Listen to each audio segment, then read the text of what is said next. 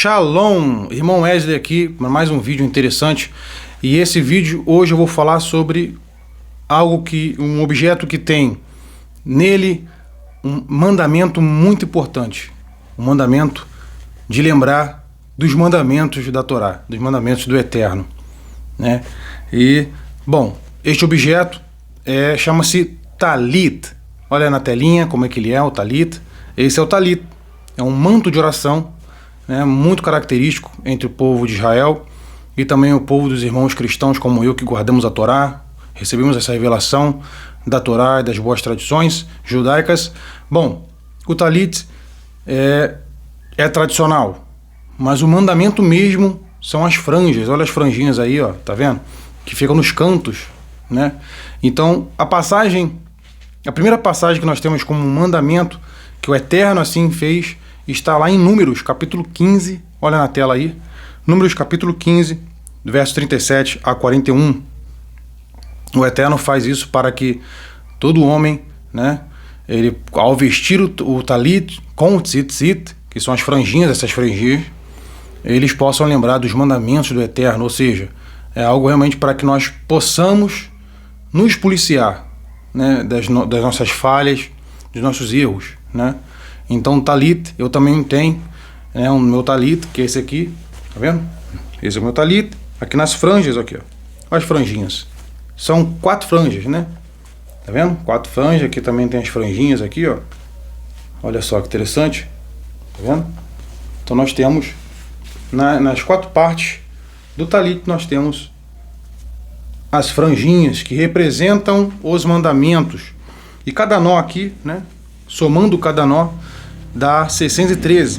Ou seja, na contagem, né, do Rabino Maimônides, né, são 613 mandamentos descritos na Torá. Claro que naquele tempo, né, nem o Senhor Yeshua, nem mesmo os apóstolos, os profetas sabiam disso, né? Isso foi quem contou foi Maimônides. Na verdade, os profetas, né, Moshe, os outros profetas, os apóstolos, o Senhor Yeshua, eles guardavam os mandamentos que eram concernentes a eles como seres humanos, como homens, né? Então, assim, nós temos vários mandamentos específicos, como eu disse num vídeo anterior, né, no primeiro vídeo do que é a Torá, eu expliquei sobre isso, né? Existem mandamentos específicos para cada setor da sociedade, né? Então, mandamentos para os sacerdotes, mandamentos para as mulheres, na saúde da mulher, né? Mandamentos, né, a mulher quando está gestante, mandamento para os empresários, mandamento para o empregado. Então, existem vários mandamentos específicos para cada setor da sociedade que rege uma sociedade para se tornar uma sociedade saudável, não é verdade? Então, voltando para o talit, né, que é esse manto de oração aqui, nós usamos, mas nós não usamos assim, porque tem muita gente, infelizmente, tem um segmento protestante, avivalista, ou conhecido como pentecostal, neopentecostal, hoje em dia, estão usando este objeto como se fosse um amuleto. Isso não é um amuleto, meus irmãos. Isso não é amuleto. Isso é um alerta até para vocês, irmãos, que fazem parte dessa congregação, dessa denominação. Não é um amuleto espiritual. Não é isso. Isso aqui é para lembrar dos mandamentos do Eterno. Então isso aqui não é que isso aqui dá poder. Isso aqui nos mostra os mandamentos da Torá que nos dão um poder. E nós vemos isso aonde? No próprio Senhor Yeshua, né? Mas tá lá, tem também um mandamento, né? Lá em Deuteronômio, capítulo 22, do verso 2, olha na telinha aí, também um mandamento do tzitzit, das franjas, tá vendo? Colocar as franjas também, né? E Malaquias, olha que interessante, Malaquias capítulo 4, verso 2, tá aí na tela, fala sobre a cura. O Messias traria cura nas suas asas. Interessante, asas. E asas, né? Asa em hebraico é kanaf, olha aí, na telinha. Asa em hebraico significa kanaf, ou seja, kanaf, asa. Ou pode ser também corda, borda, franja. Então, olha que interessante.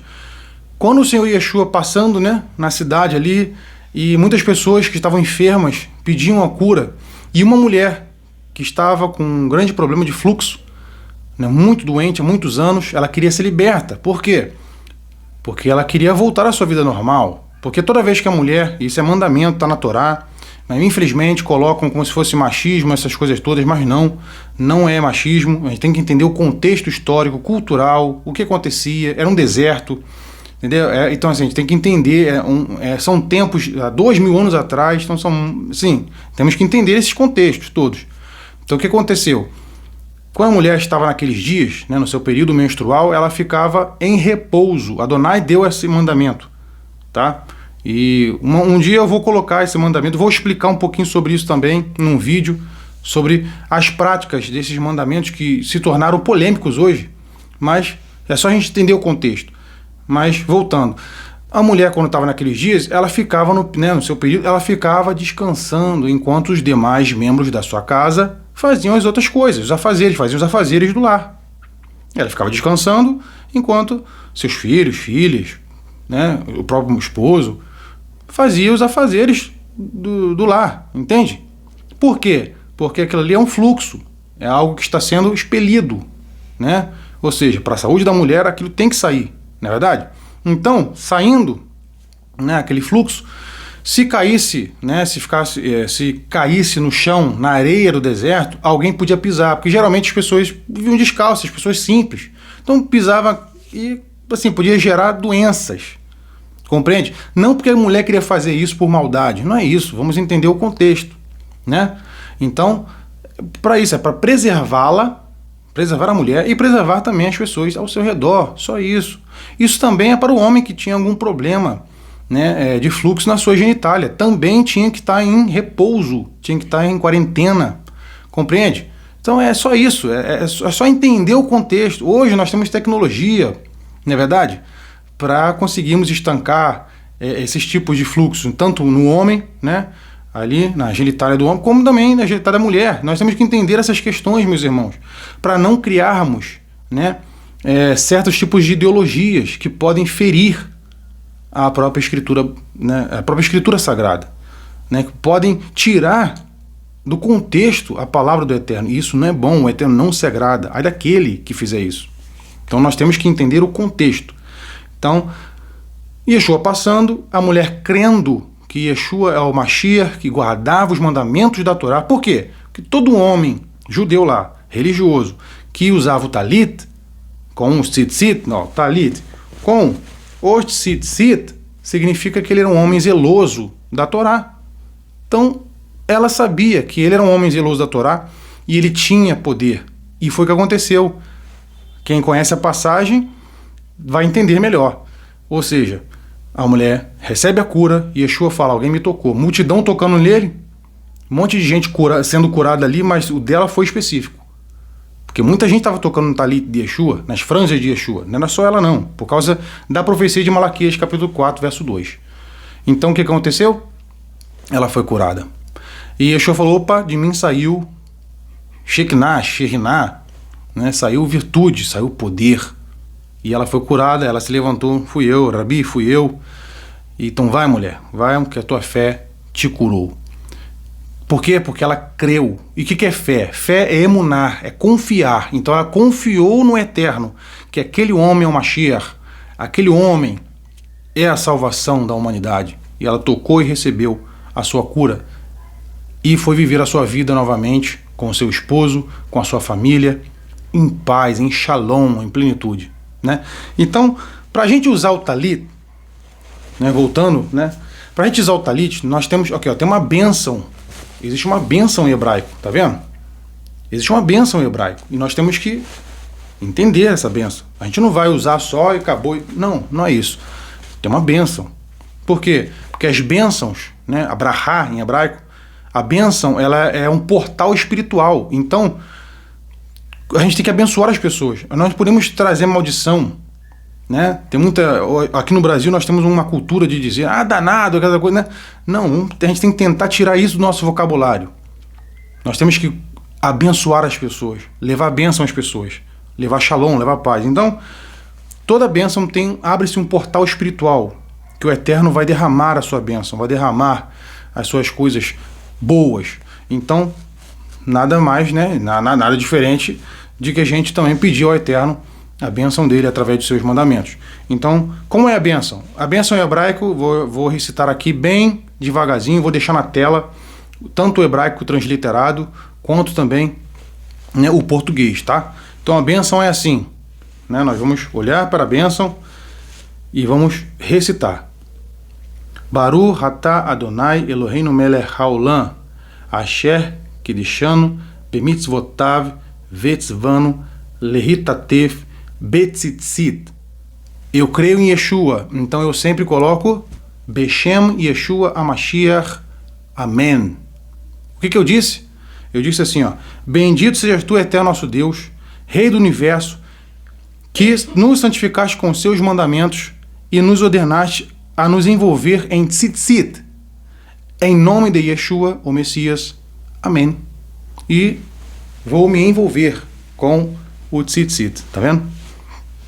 E assim eu faço as minhas orações, e na minha congregação, né, nós usamos e louvamos ao Senhor já concentrados, né? Por isso que Yeshua fala, né? Você vai fechar a porta, quando você fechar a porta da tua casa, do teu quarto, aqui a porta, aqui, ó.